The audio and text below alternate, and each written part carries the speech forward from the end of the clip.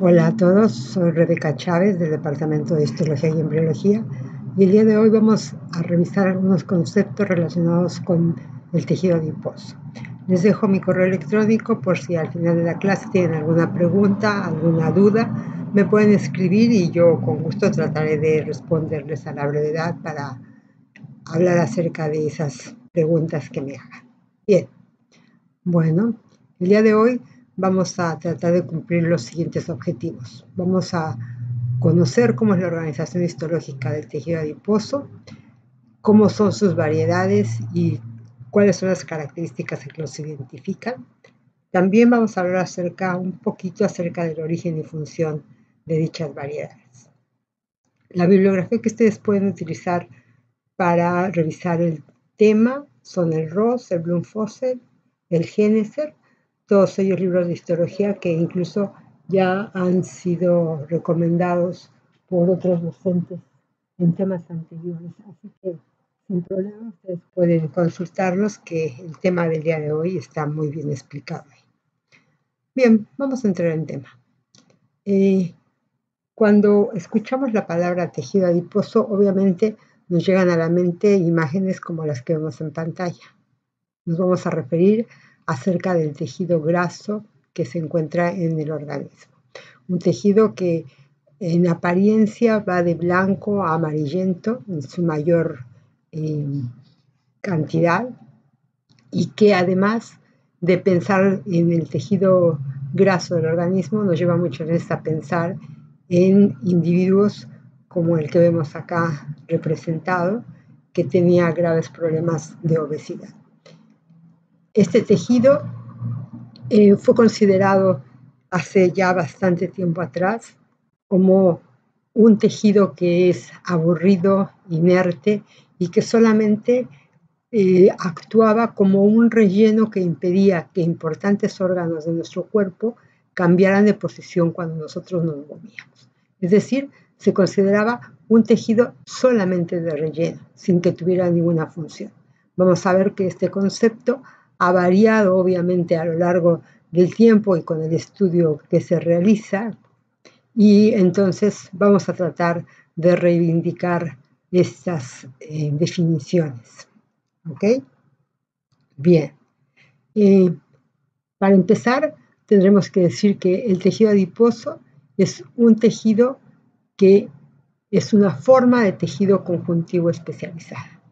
¿Por qué decimos lo siguiente? Bueno, primero porque un tejido, como sabemos, es un grupo de células, un conjunto de células que están todas realizando una tarea específica. Segundo, es conjuntivo porque, como vimos con Rosana, primero que nada, durante la etapa embriológica va a derivar de la capa del mesodermo. Es conjuntivo además también porque cumple con las características de tener en su formación o en sus componentes tanto células como fibras, y se denomina además especializada porque sus células se encargan justamente del almacenamiento de lípidos en forma de triglicéridos. Entonces, es una forma de tejido conjuntivo especializada que se especializa justamente en el almacenamiento de lípidos. Este tejido, debido a esta especialización, realiza también funciones específicas, o está encargado de realizar funciones específicas.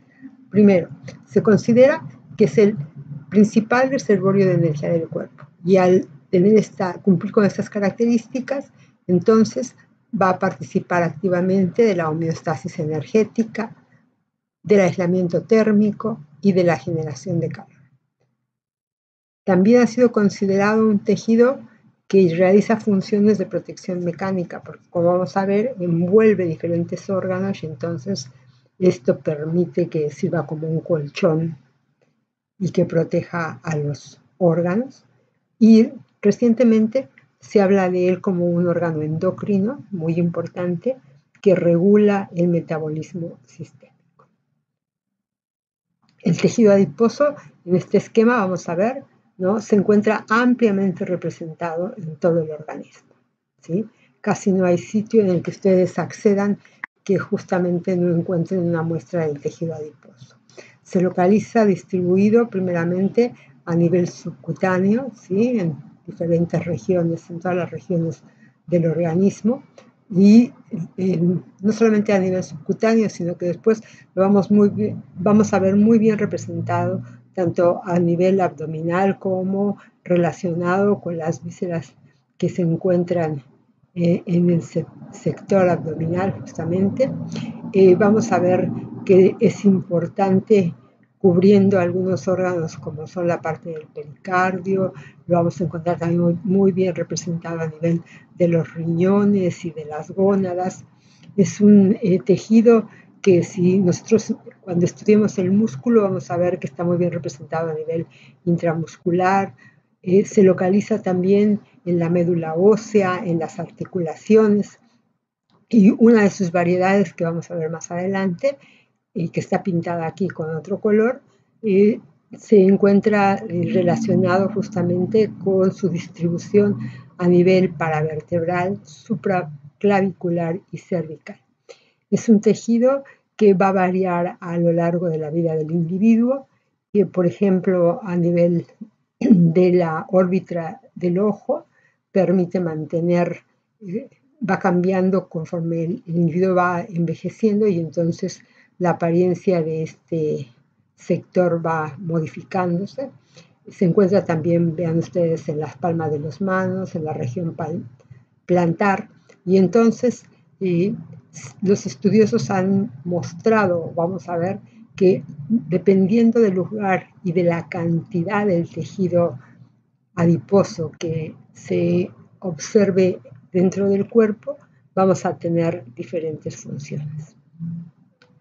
Respecto a la distribución justamente de este tejido adiposo a nivel del hombre y de la mujer adultas, observen ustedes que si bien, como dijimos, es un tejido que se está distribuyendo sobre todo a nivel abdominal, a nivel de los glúteos y de la glándula mamaria, se ha visto que la distribución de este tejido no es semejante, sino que observa un patrón que se relaciona con algo que se denomina el dimorfismo sexual. ¿Qué significa esto? Bueno, cuando el hombre y la mujer llegan a la edad en que empieza a producir hormonas sexuales, el tejido adiposo responde y se distribuye de una manera diferencial. Esta manera diferencial en el hombre sigue un formato en forma de manzana. ¿Qué quiere decir esto? Que la grasa se deposita sobre todo en la parte superior del abdomen y a esta forma de distribución se le conoce entonces como androide porque está, como les digo, relacionada con la presencia de andrógenos, mientras que en la mujer, vean ustedes, la distribución sigue un formato en forma de pera.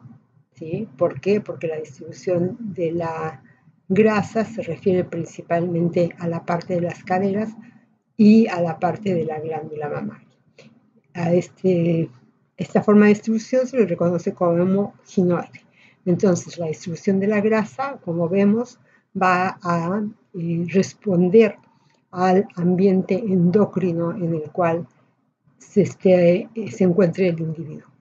Este patrón de distribución, sin embargo, puede ser modificado por factores de tipo genético, la edad, la raza incluso se ha visto que tiene que ver con la distribución de este tipo de grasa. Ahora bien, ¿cómo es este tejido desde el punto de vista histológico? Que es lo que vamos a tratar de profundizar el día de hoy. Vean ustedes, acá tenemos una diapositiva en la que se muestran 3 cortes de tejido adiposo. 3 cortes que corresponden justamente a 3 variedades desde el punto de vista histológico y fisiológico de lo que es el tejido adiposo. Y lo que vamos a revisar entonces hoy es que podemos encontrar el tejido adiposo blanco, el tejido adiposo pardo o marrón y el tejido adiposo beige o bright. Entonces, vamos a revisar cuáles son las características que hacen que podamos nosotros distinguir tres variedades diferentes de este tejido adiposo. Y vamos a empezar con el tejido adiposo blanco. Entonces, observen ustedes, este es un corte, ¿no?, del tejido adiposo, en el que la célula característica que vamos a reconocer como representante siempre del tejido adiposo es el adipocito. Y observamos entonces esta fotografía y lo primero que tenemos que decir es que el adipocito entonces es una célula que normalmente tiene un formato, una forma típica redondeada. Acá estamos viendo un corte, acuérdense ustedes, y que está representado justamente por todas estas imágenes que vemos acá de manera redondeada, algunas poligonales, que se encuentran distribuidas de una manera empaquetada, continuas una con la otra, y que se caracterizan en esta imagen por justamente presentar un sector central que aparentemente en este corte se encuentra vacío, rodeado entonces por esta delgada membrana. Vean ustedes que también podemos decir en este corte que estos adipocitos se encuentran rodeados de manera variable por tejido conjuntivo en este caso, y que podemos observar que se encuentran bien vascularizados, que reciben aporte sanguíneo. Bien, estos adipocitos entonces que nosotros estamos viendo acá, podemos observar también que el tamaño es variable, y cuando hablamos acerca de que aparentemente observamos una imagen vacía, lo que está ocurriendo es que durante el procesamiento de la muestra, el material de almacenamiento, que son la principal función de este tejido, se barrió con el uso de solventes. Entonces lo vemos como una imagen que tuviera un sector vacío. Pero realmente cuando utilizamos otro tipo de fijadores que mantienen el contenido de la célula, vamos a ver esta imagen. Observen ustedes que se trata entonces de células, como dijimos, redondeadas, en la que observamos ocupando en el citoplasma una gran mancha oscura que va a corresponder a su producto no a su producto, sino al almacenamiento justamente de triglicéridos, rodeados entonces por una delgada membrana de citoplasma que se sitúa alrededor de toda esta gota lipídica. Observen acá ustedes, ¿no?, otra imagen en la que también se observa la presencia de ese contenido en el citoplasma y rodeado, como dijimos, por una delgada membrana de citoplasma. Si utilizamos un corte con una mayor perspectiva visual, observamos entonces nuevamente que estos adipocitos se encuentran entonces muy bien empaquetados, como dijimos, que corresponden a una forma redondeada, que acá siguen teniendo ese aspecto de estructuras vacías rodeadas por membrana. Vemos que el tejido se distribuye en lobulillos porque tabiques de tejido conjuntivo lo surcan y entonces lo dividen en pequeños paquetes que se denominan lobulillos, paquetes por los que viajan gran cantidad de vasos sanguíneos y de fibras nerviosas. La cantidad de matriz extracelular que vemos alrededor de cada uno de estos adipocitos es realmente poca, y como dijimos, es un tejido que está muy bien irrigado e inervado.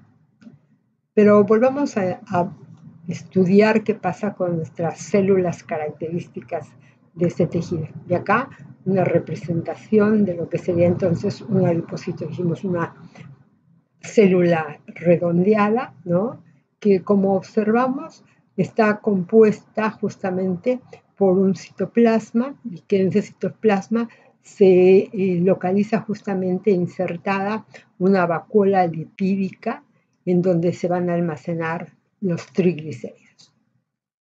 Este almacenamiento provoca entonces que los otros compartimentos que se encuentran en el citoplasma de la célula sean desplazados hacia una región, hacia un sector de la célula, dándole la apariencia justamente de un anillo. Se les llama células en anillo por la apariencia que llegan a presentar, y donde entonces, como les decía, es característico justamente que observemos que el citoplasma se encuentra desbordado hacia los lados, hacia los lugares que ocupa esta gran gota lipídica. Es importante señalar entonces además que esta gota lipídica no está rodeada por una membrana de tipo de bicapa lipídica, sino que vamos a ver acá, observen ustedes, ¿no?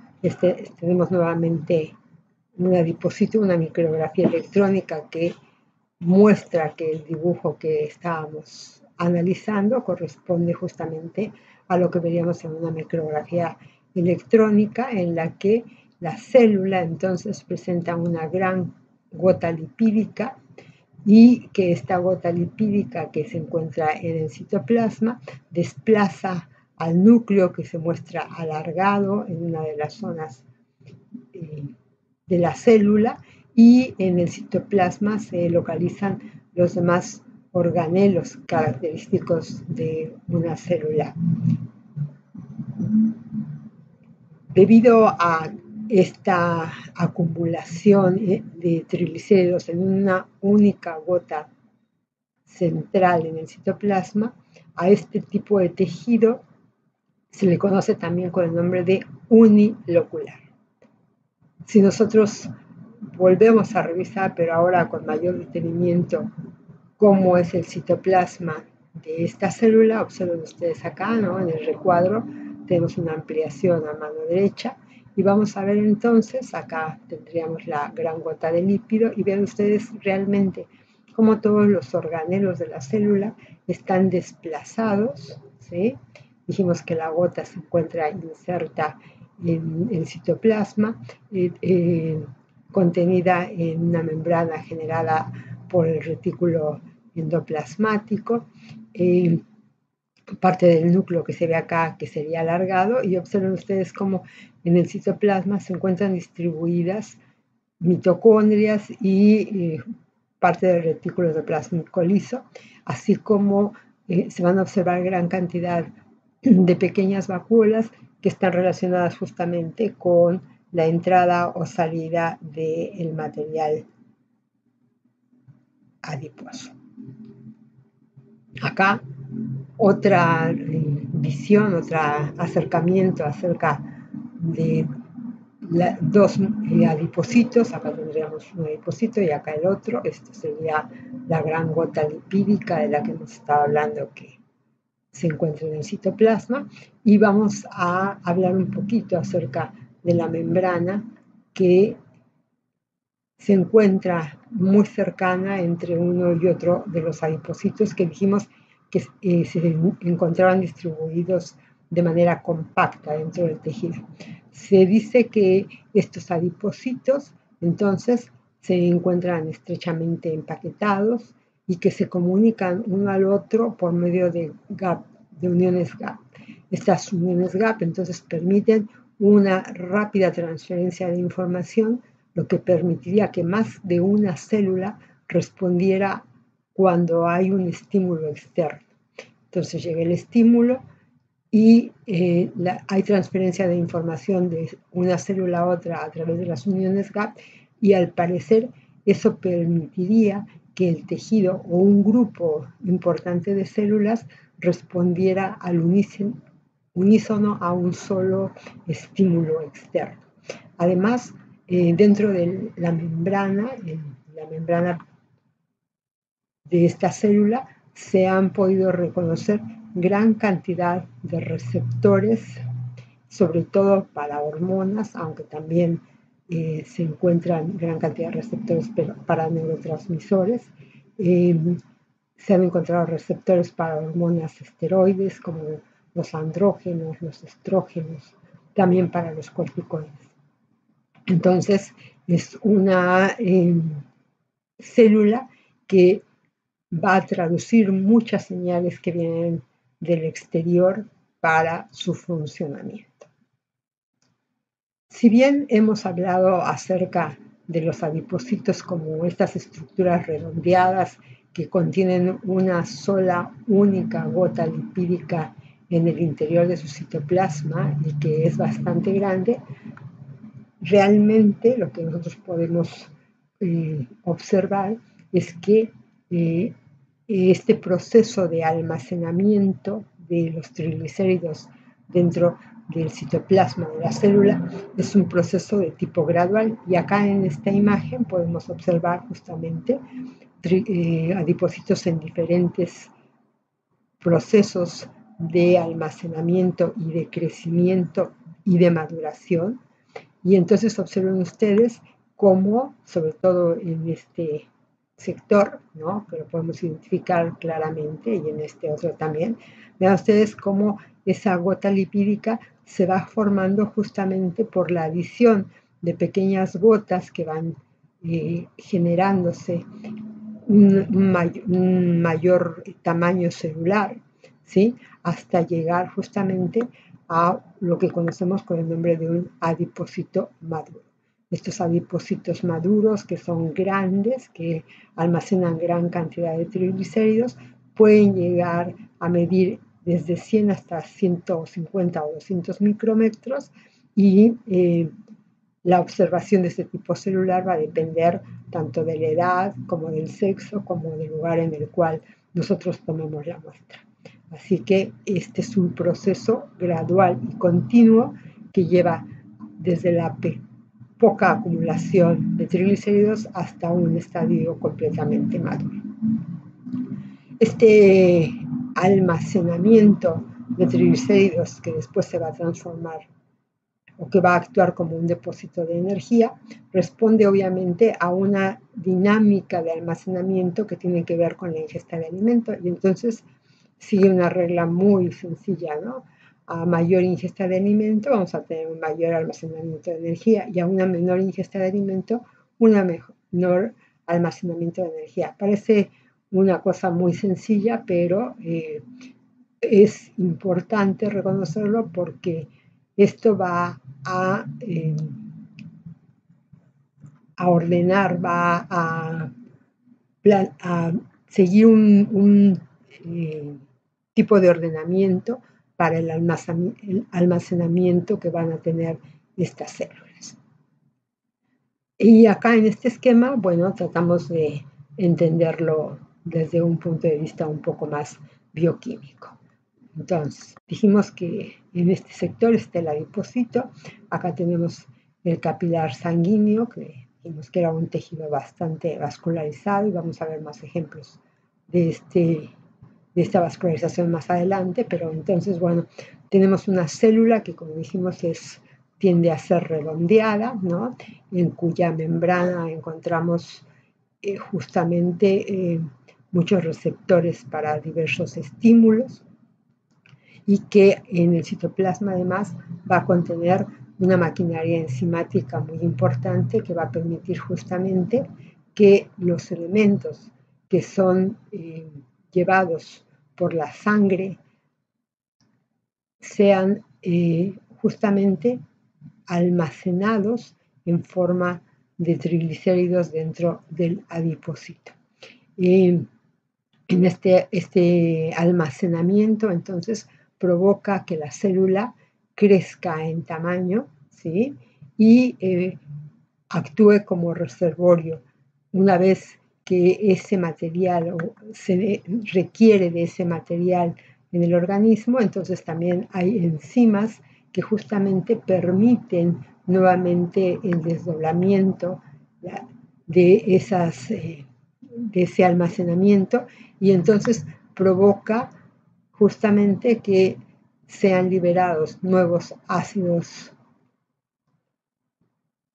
grasos a la sangre y lleguen hacia el lugar, y viajen por la sangre hacia el lugar en el que van a ser utilizados.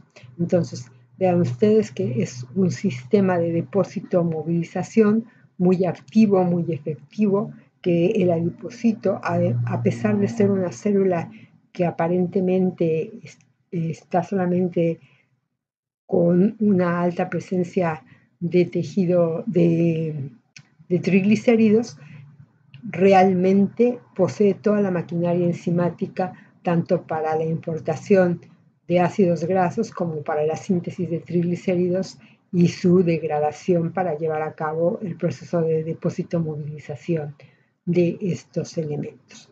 Esta membrana, además, como dijimos, tiene gran cantidad de receptores para diferentes tipos de hormonas y entonces es dependiente de regulación hormonal, ¿sí? En la que, por ejemplo, hormonas como la insulina promueven la captación tanto de glucosa y de ácidos grasos para su conversión en triglicéridos, como el glucagón y la adrenalina hacen el sentido contrario, ¿no? Inducen hacia la hidrólisis de esos ácidos grasos, esos triglicéridos hacia la formación de ácidos grasos y de glicerol. Estos procesos de lipogénesis y de lipólisis, entonces, son regulados desde el punto de vista hormonal. Ok, entonces, ese proceso de almacenamiento de triglicéridos y de cambio de volumen en los adipocitos, observen ustedes que se encuentra desde etapas muy tempranas de la vida, ¿no? O sea, se han estudiado los tamaños de las células adiposas en diferentes momentos de la vida del individuo y acá, por ejemplo, tenemos a nivel del feto, del neonato y del infante, y entonces observen ustedes cómo desde el feto más o menos alrededor de la semana 30 de gestación, ya incluso llegamos a encontrar la presencia de tejido adiposo y sus células van incrementando en tamaño a medida que este individuo nace y transcurre por la edad infante. Posteriormente, durante el desarrollo del individuo en etapa adulta, se ve cómo son los adipocitos dependiendo de si el individuo es un individuo delgado u obeso y además del lugar en el que se analizan dos depósitos de grasa, el que se encuentra a nivel subcutáneo y el que se encuentra a nivel visceral. Y observen ustedes, ¿no?, que en un individuo delgado siempre los adipocitos tienen un menor tamaño que lo que se encuentra a nivel del individuo obeso y que incluso la grasa a nivel subcutáneo alcanza mayores dimensiones en un obeso que aquella que se encuentra a nivel de las vísceras. Entonces, este proceso de crecimiento y de almacenamiento de triglicéridos en los adipocitos va también a estar, como dijimos, regulado desde el punto de vista hormonal.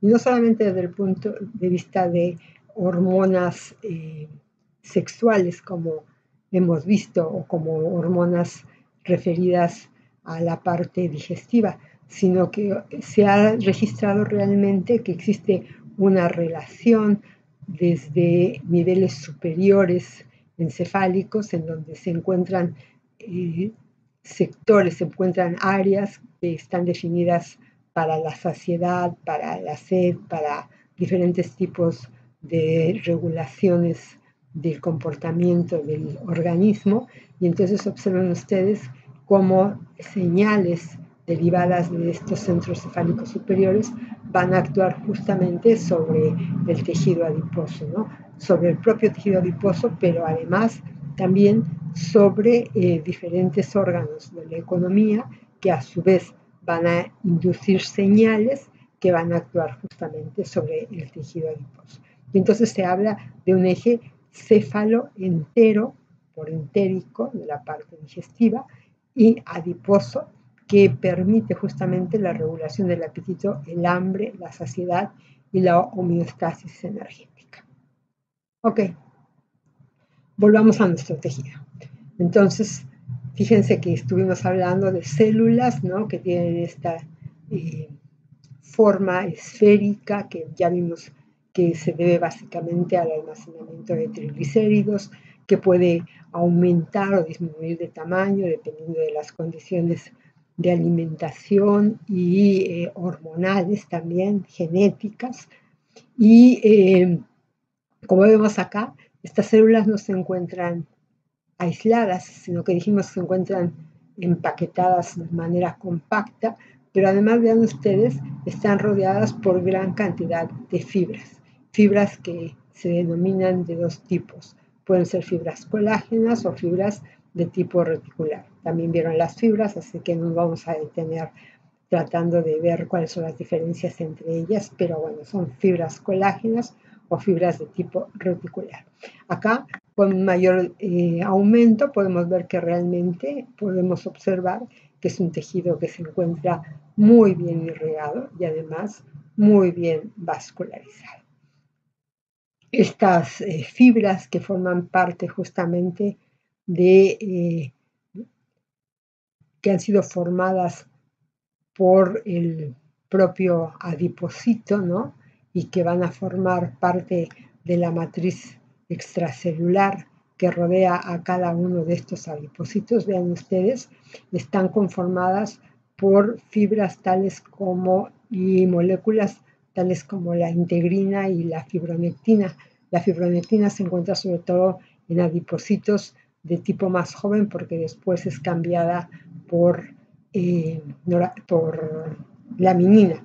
Lo importante de esta matriz extracelular que se encuentra rodeando a cada uno de estos adipocitos es que justamente va a responder junto con los procesos de crecimiento y de disminución de tamaño del adipocito. Entonces, es una célula que vemos que no siempre tiene el mismo tamaño, que puede cambiar rápidamente las condiciones y entonces hacer o que salgan o que se almacenen mayor cantidad de triglicéridos, y la matriz extracelular que la está acompañando entonces sufre diferentes procesos de diferenciación y de movimiento del citoesqueleto a nivel del adipocito, que justamente va a acompañar a esos cambios bruscos que tiene, bruscos o no, que puede llegar a tener el adipocito, y que entonces está ejerciendo un papel muy importante en el mantenimiento de la forma, el tamaño de este adipocito, porque en determinado momento podríamos pensar que al ser fibras van a impedir o van a focalizar su acción sobre el propio adipocito. Vean ustedes entonces acá, ¿no? Nuevamente nos referimos a estas células que dijimos redondeadas. Acá las observamos entonces justamente que están rodeadas por gran cantidad de matriz extracelular en donde distinguimos este tipo de fibras, y en el corte nuevamente lo observamos de esta manera, ¿no? Como estructuras poligonales, algunas veces redondeadas, que dijimos que están con una buena irrigación. Y además de encontrar dentro del tejido a los adipocitos, vamos a ver que existe también la presencia de otras células, ¿no?, que se ha hecho el estudio acerca de estas células que se encuentran justamente en el estroma de este tejido, y observen ustedes en este esquema, pues, como podemos ejemplificar, son muy variadas. Son todas células del tejido conjuntivo que se encuentran entonces asociadas a los adipocitos y que pueden ser del tipo de los fibroblastos, pueden tratarse de células inmunes, de macrófagos, pueden ser eosinófilos, pueden ser neutrófilos, mastocitos, o sea, hay diferentes tipos celulares que acompañan a los adipocitos, e incluso células de tipo progenitor que van a dar origen a los propios adipocitos, o células en un estadio poco maduro y que se denominan como preadipocitos. Bien, En el siguiente esquema vamos a ver, ¿no?, la complejidad incluso de la distribución de estos tipos celulares y que realmente, ¿no?, forman un tejido muy complejo en el que los adipocitos ocupan más o menos alrededor entre el 40 y 60% de el contenido total del tejido, mientras que el otro 60% está representado justamente por esas células del estroma, los macrófagos, las células mesenquimales, los mastocitos, por la irrigación y por la inervación, por fibras nerviosas que se encuentran asociadas básicamente a los vasos sanguíneos y regulan de esta manera al tejido adiposo. Bien, los vasos además que se encuentran en estrecha relación con las células adiposas son capilares de tipo continuo, que como vemos en este esquema, ¿no?, surcan las diferentes células o se encuentran asociadas directamente con los diferentes tipos celulares que componen el tejido adiposo. Bueno. Miren, este es un estudio muy bonito en donde lo vemos realmente en el laboratorio. Entonces se utilizan marcadores específicos para los diferentes componentes que se encuentran en el tejido adiposo y entonces acá se utiliza un marcador, en este caso la caveolina, que se encarga de marcar las membranas plasmáticas y entonces vemos justamente esa definición de los adipocitos que veíamos antes en el corte teñido con hematoxina eosina, pero con un colorante específico para la membrana plasmática y vemos acá las formas redondeadas, ¿no?, vacías que denominábamos antes en el corte de hematoxina eosina. Al mismo tiempo, se utiliza sobre el corte otro marcador, en este caso una isolectina que va a marcar a los vasos sanguíneos y finalmente otro más que va a marcar específicamente la presencia de macrófagos. Y entonces después se hace una superposición de imágenes y entonces observamos la relación justamente de todos los elementos que se encuentran a nivel del tejido adiposo, ¿no? Los adipocitos, los vasos sanguíneos y en este caso los macrófagos como parte de las células del tejido conjuntivo que acompañan a este tejido, que se encuentran en este tejido. Acá otra imagen, ¿no?, más general, más vista desde el punto de vista no que nos permite entonces ver, si ponemos un poco de imaginación, acá veríamos la forma esférica de ese adipocito y vean ustedes, entonces acá se marcan nuevamente a los macrófagos, acá la vasculatura, observen cómo realmente el adipocito está muy bien irrigado, ¿no? Y cuando hacemos una sobreposición del marcaje de vasos y de macrófagos, vean ustedes cómo se encuentran justamente abajo de esto estaría el adipocito, ¿no?, y cómo está rodeado por toda esa vasculatura y todos esos macrófagos.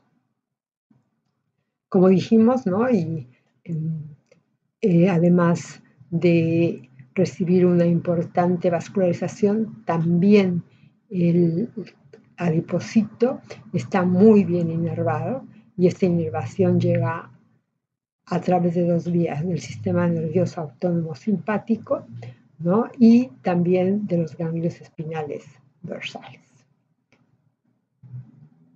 Esta célula, con toda esa complejidad dentro del tejido que lo está conformando, es además una célula secretora muy importante. El adipocito secreta una gran cantidad de sustancias que se denominan adipoquinas.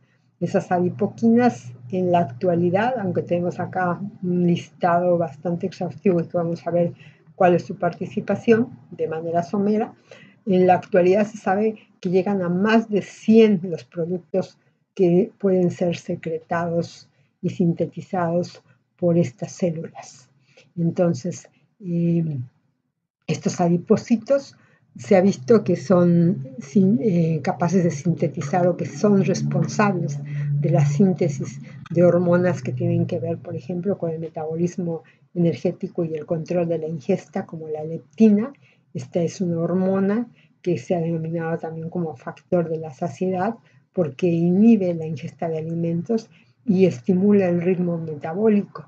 Es una hormona muy estudiada desde el punto de vista farmacológico porque justo como se considera que puede ser un factor de saciedad, entonces obviamente la farmacia y la parte médica están interesados también en tratar de conocer cuáles son los mecanismos y demás para poder ser utilizados en procesos patológicos, por ejemplo, de obesidad. También sintetiza moléculas que tienen que ver con el metabolismo lipídico, con factores de crecimiento, factores como el factor de crecimiento de los vasos sanguíneos, provocando la angiogénesis. Es una célula que se encarga de la síntesis de factores pro y antiinflamatorios. Vean ustedes, muchas de las interleuquinas que conocemos son sintetizadas por el adipocito. El adipocito también es productor de angiotensinógeno, una molécula que tiene que ver con la regulación de la presión arterial. Es también capaz de sintetizar moléculas que provocan la activación de hormonas sexuales a formas activas de testosterona y estrógenos y aquellas que tienen que ver con el metabolismo de carbohidratos y la sensibilidad a insulina, como son la adiponectina y resistina y muchas otras interleuquinas. Entonces, vean que realmente esta es una célula que tiene un alto poder de síntesis, como les digo, los productos de secreción que se han enumerado a partir del estudio de los procesos metabólicos que lleva a cabo esta célula mencionan a más de 100 en la lista y seguimos agregando moléculas a la producción de estas células.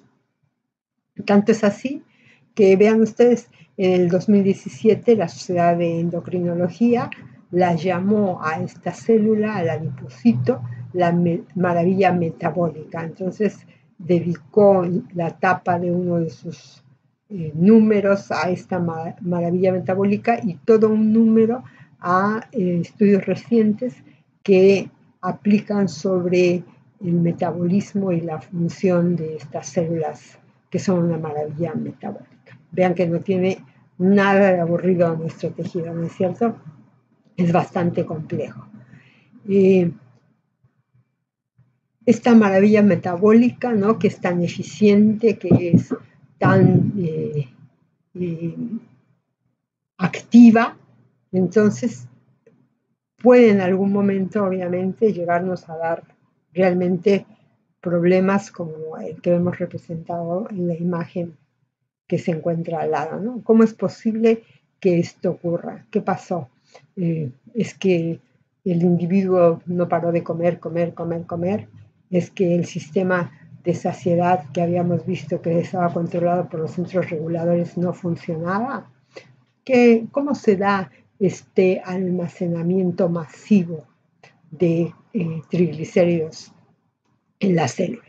Entonces vean acá, hay un estudio que muestra qué es lo que ocurre a nivel de un individuo delgado que va modificando su fenotipo hacia un individuo obeso. Entonces, en la parte de abajo de esta representación encontramos a los adipocitos. Y a continuación, ¿qué pasaría con el volumen de la célula y con el número de la célula? Entonces, como ustedes pueden observar, en el individuo delgado, ¿no?, tenemos un número de células normal, en los cuales se lleva a cabo los fenómenos que acabamos de ver.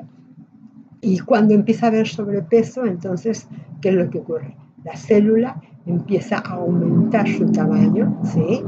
Aumenta su tamaño hasta una capacidad definida, y a partir de ese momento, vean ustedes la curva que nos muestra el número de células que se ha mantenido más o menos estable, entonces se empieza a disparar, y además de que tenemos entonces una célula ya con un volumen bastante importante, empezamos a ver una duplicación del número de células. De tal manera entonces que tenemos dos tipos de crecimiento durante el proceso que va de ser un individuo delgado a ser un individuo severamente obeso, en el que se presenta, por un lado, que hay un aumento del tamaño de células, es decir, hay una hipertrofia celular acompañado posteriormente por un aumento del número de células, lo que se conoce con el nombre de hiperplasia.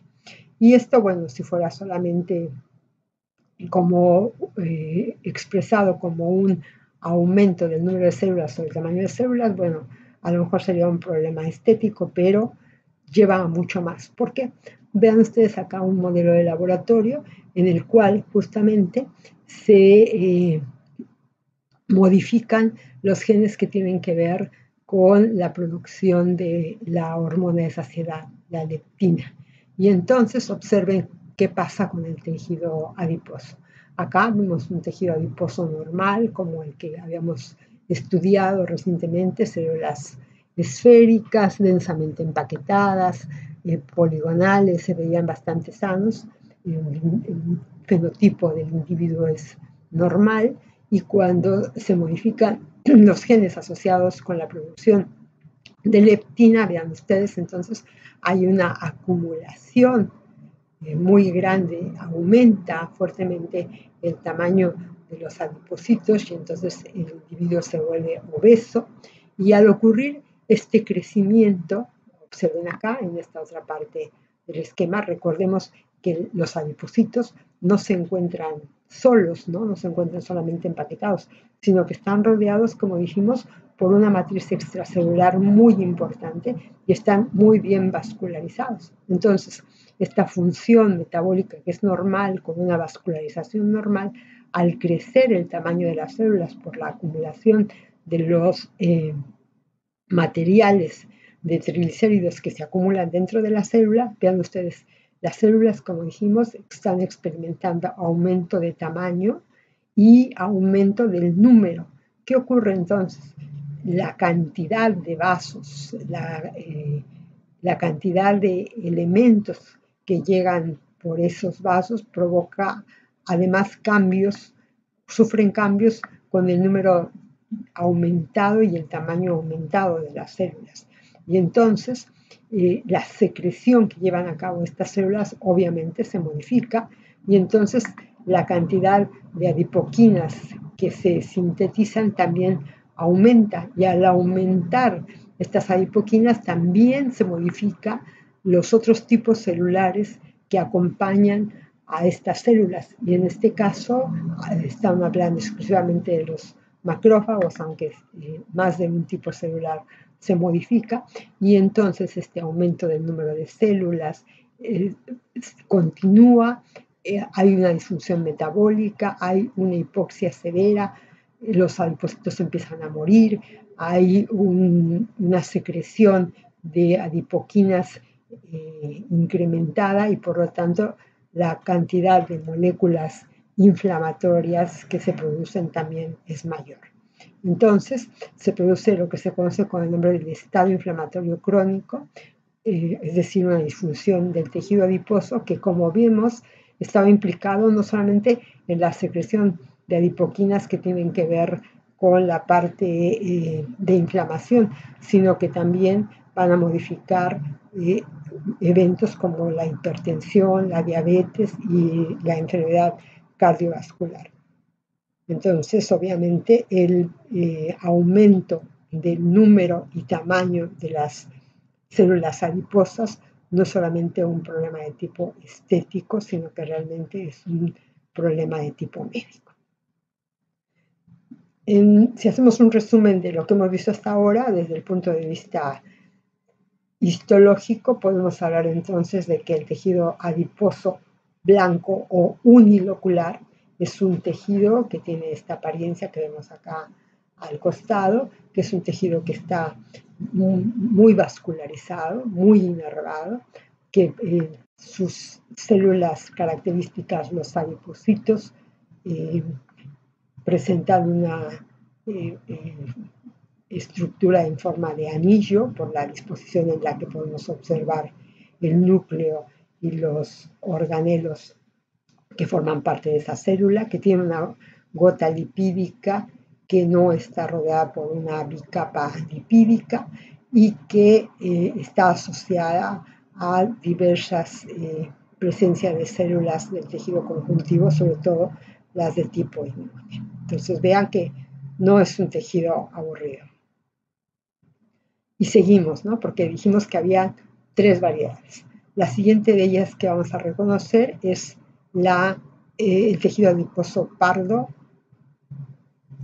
que vemos en esta diapositiva y que también dijimos que recibe el nombre de tejido adiposo marrón. Este tejido adiposo marrón, como lo vemos entonces, primero vamos a hablar acerca de su distribución. Ya habíamos visto algo acerca de este tejido en alguna de las diapositivas iniciales y acá ejemplificamos su distribución y veamos que a nivel, por ejemplo, de un animal de laboratorio y del humano, es obviamente bastante semejante, ¿no? No dejamos de ser animales. Y entonces observen que los depósitos correspondientes a este tipo de tejido se localizan principalmente a nivel inguinal, a nivel perirrenal, se encuentra bien representado a nivel axilar, interescapular y también alrededor de los riñones. Perdón. En el humano, observen ustedes, este tejido se encuentra muy bien representado, sobre todo en la parte superior del organismo, a nivel cervical y supraclavicular, también a nivel axilar y paravertebral, como habíamos señalado anteriormente. Es importante, además, mencionar que este tipo de tejido se encuentra sobre todo muy bien representado durante la etapa infantil.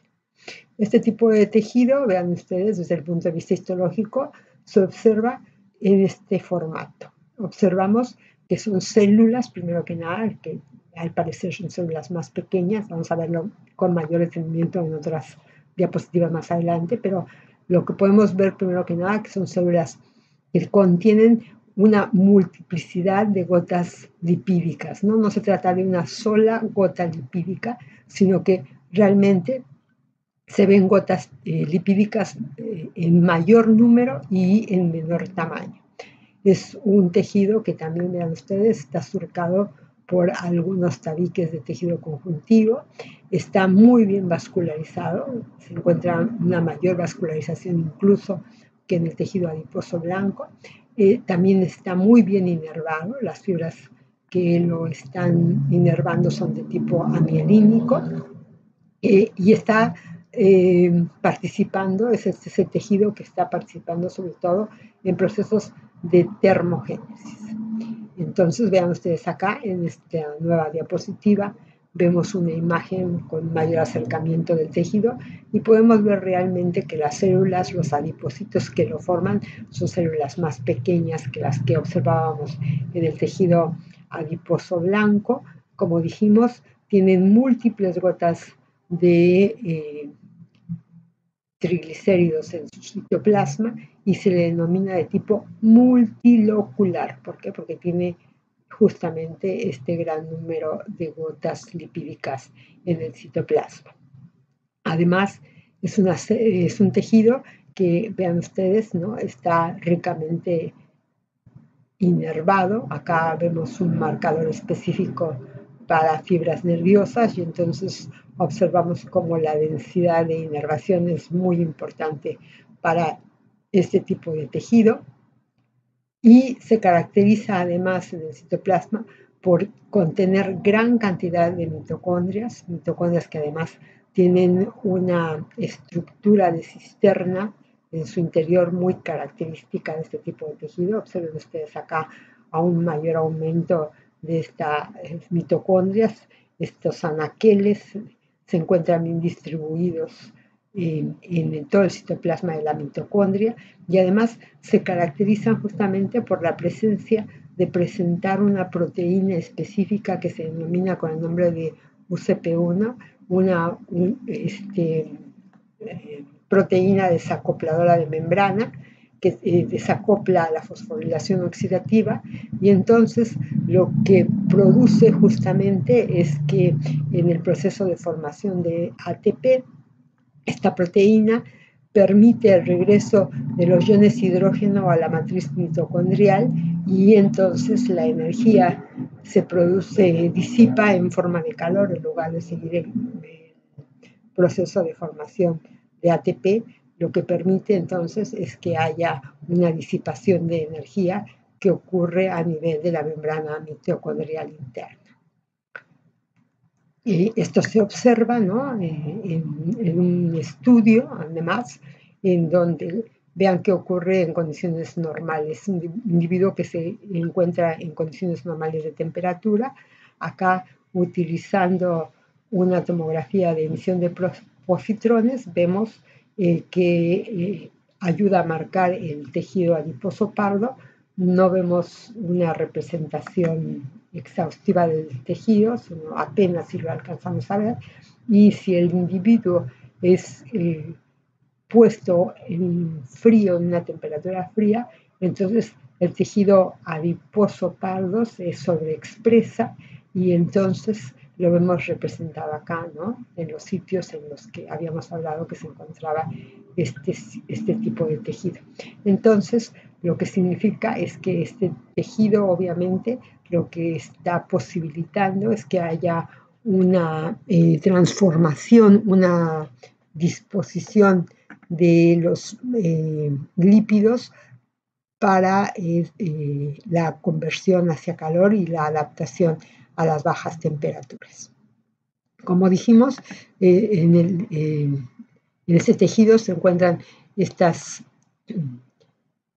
mitocondrias con este formato característico y el mecanismo que se ha postulado para que se lleve a cabo este desacople en la producción de ATP y que se produzca calor, tiene que ver justamente con la regulación de tipo nerviosa.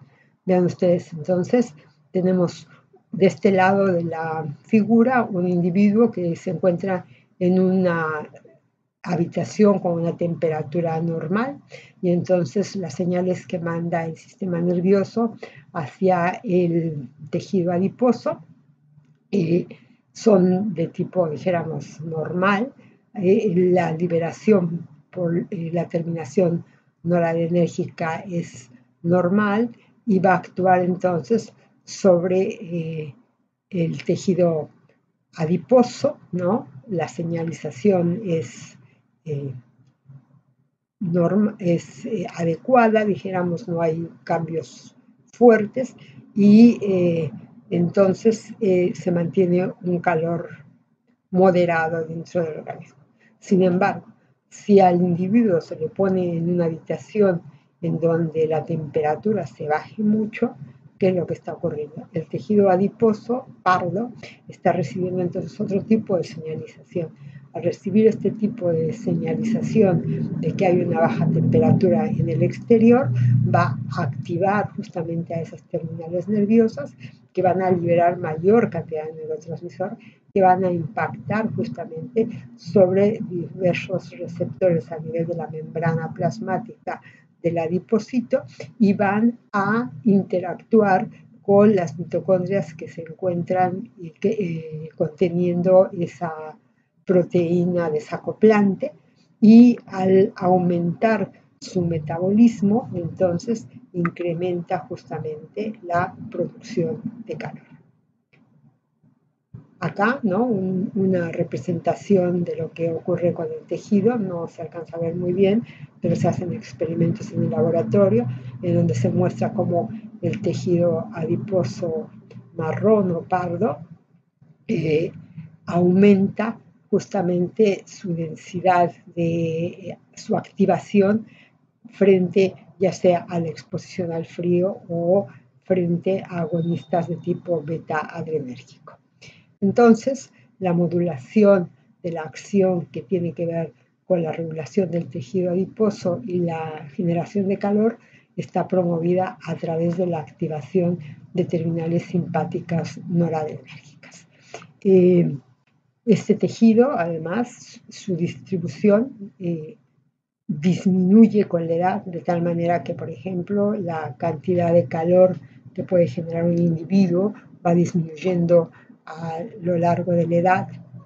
Y esto es importante, ¿no? Porque a medida que la gente se aproxima a edades más envejecidas, la cantidad de calor que puede generar, que puede termorregular, es menor. Además de esta importancia, de este potencial función que tiene este tejido, así como en el tejido blanco se habla de la producción de adiposinas, recientemente se ha empezado a estudiar si estas células son además productoras de otro tipo de moléculas que también tendrían que ver con el metabolismo energético. Pero eso será un capítulo próximo para revisar en años futuros.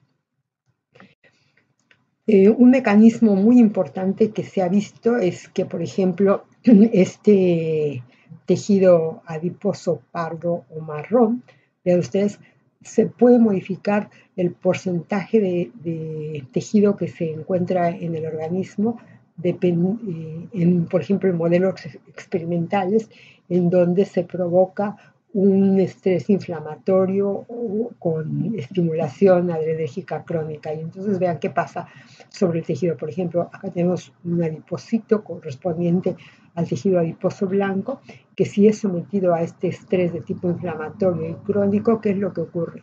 Bueno, se va transformando a la célula blanca en una célula que va a parecerse mucho más a lo que sería la que presenta en el tejido adiposo pardo. Es decir, la gran gota lipídica no empieza a ser tan grande, sino que se empieza a ver como fraccionada, y además la capacidad termogénica de este tejido aumenta. Entonces, se habla de que puede existir, a pesar de que ya hay una especificación genética para la formación de un determinado tipo de tejido, ya sea adiposo blanco o marrón, este se puede modificar por factores tales como el estrés inflamatorio. Bien, entonces vean ustedes, ¿cuáles son las características que tenemos que recordar de ese tejido adiposo pardo? Bueno, primero, que tenemos una buena representatividad del tejido durante la etapa neonata e infantil, ¿no? Que sus adipocitos son más pequeños que el blanco, que son multiloculares, que también son esféricos, que son más pequeños que lo que observamos en el blanco, que poseen gran cantidad de mitocondrias, que estas mitocondrias se caracterizan por la presencia de la proteína UCP1, que está asociada a la producción de calor, a la termogénesis, y que responde vivamente al estrés ambiental frío. Es un tejido que se especializa en eso y que además disminuye durante la edad adulta. Bien, y nos queda ahora el tercer tipo, la tercera variedad de tejido adiposo. Esta variedad de tejido adiposo, como dijimos, corresponde al nombre de adipocitos beige o bright. Esta variedad tiene muy poco tiempo de haberse empezado a estudiar realmente. Se conoce poco, aunque existen cada vez más evidencias de que realmente está presente como parte del tejido adiposo blanco, que se encuentra intercalado entre el tejido adiposo blanco, que su forma también corresponde a la de un adipocito, que serían células de tipo esférico, de un tamaño variable.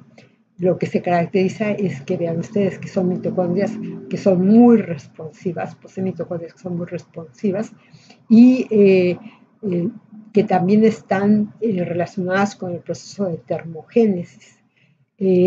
Otra cosa que podemos decir que es un tejido que también está altamente vascularizado, pero que su incremento en número, por ejemplo, de células o de tamaño de las células no tiene que ver con el proceso de obesidad. Y la otra cosa que podemos decir es que su localización también se han visto a nivel de la ingle, del cuello y otras locaciones que no están todavía tan bien definidas. Bueno, vean ustedes entonces que este tejido del que empezamos a hablar con sus variedades, ¿no? El tejido adiposo blanco, el tejido adiposo marrón, unilocular o multilocular, realmente es un tejido muy importante, no es un tejido para nada aburrido, podemos aprender todavía muchas cosas de ese tejido, ¿sí? Bien. Como dijimos, está caracterizado el blanco por la presencia de estos adipocitos que son de tipo unilocular, en los que la gota de lípidos, la gota citoplasmática de lípidos ocupa gran parte de la célula, ¿no? Lo que desplaza al núcleo, que se diferencia del multilocular porque obviamente a nivel multilocular no encontramos sino pequeñas gotas de ese contenido de triglicéridos dispersos en el citoplasma, que presentan una mayor cantidad de mitocondrias y que además presenta la presencia de la proteína desacoplante en estas mitocondrias. Y el beige o bright, que está menos explorado y que tenemos todavía muchas sorpresas para conocer acerca de él. Estos tejidos, ¿no?, que hemos visto que son bastante diferentes, que tienen características y funciones diferenciables dentro del organismo, proceden a partir de un mismo precursor embriológico. Se ha visto que existen células madre de tipo mesenquimal, ¿no?, a partir de las cuales, dependiendo de su lugar de localización, unas que se denominan miogénicas y que responden a este factor de estimulación, este factor de diferenciación, se pueden diferenciar a lipoblastos y estos lipoblastos después se transformarían en adipocitos de tipo multilocular, aquellos que están relacionados con el proceso de termogénesis. Observen que esta diferenciación ocurre durante la etapa fetal, ¿no? Y ya para la etapa fetal tardía y postnatal temprana ocurre totalmente su diferenciación. A partir de estas mismas células madre de tipo mesenquimal, pero aquellas que se encuentran básicamente a nivel perivascular, alrededor de los vasos, y a través de otro factor de transcripción como el PPAR, entonces estas células se diferencian, pero ahora pasan por otras fases de diferenciación y se diferencian también a partir de lipoblastos, ¿no? Se transforman en lipoblastos, en lo que se conoce con el nombre de preadipocitos, y después se van transformando hasta llegar a lo que se conoce como un lipocito maduro o un adipocito blanco. A partir también de estas células mesenquimales, vean ustedes que incluso se pueden diferenciar para formar fibroblastos. Entonces, ambos tipos de variedades de tejido conjuntivo tienen un mismo precursor a nivel fetal, que se trata entonces de una célula madre mesenquimal que bajo la acción de diferentes inductores va a poderse diferenciar en un adipocito multilocular o en un adipocito de tipo unilocular o viaje. En los últimos estudios que se tienen acerca de este proceso, ¿no? Se ha visto que incluso esas células madre precursoras no son semejantes en todos los sitios en los que ellos se localizan, de tal manera que el proceso de adipogénesis y formación de adipocitos, ya sea blancos, marrones o beige, va a depender de qué tipo de precursor y además de los factores a los que se hayan asociados en el medio ambiente en el que se estén desarrollando esas células precursoras. Es decir, que el proceso es mucho más complejo de lo que nosotros pensamos hasta este momento. Entonces, estamos ante un tejido que va a estar vinculado justamente hacia cómo son sus determinantes genéticas, el sexo, ¿no? Si se corresponde a una hembra o a un macho, a un hombre, a una mujer, porque esto también ocurre en los animales solamente, que también esté expuesto a diferentes factores medioambientales, lo que generaría entonces variaciones interindividuales e individuales que darían como resultado un tejido adiposo que es heterogéneo, es decir, que no es semejante ni su acción, ni su formación, ni su acción, ni su distribución en todas las personas, sino que va a tener una heterogeneidad muy grande y que va a responder de manera diferencial también a diferentes situaciones. Y eso en la actualidad lleva entonces a que la medicina tiene que ser de manera más precisa y personalizada para tratar los problemas relacionados con el tejido adiposo. Bueno, eso es todo lo que yo les quería decir. Espero que queden convencidos de que el tejido adiposo no es un tejido ni inerte, ni aburrido, ni poco estudiado, sino que les den más ganas de conocer más acerca de ese tejido. Bueno, muchas gracias y si tienen alguna consulta, ya saben, me pueden escribir. Hasta luego.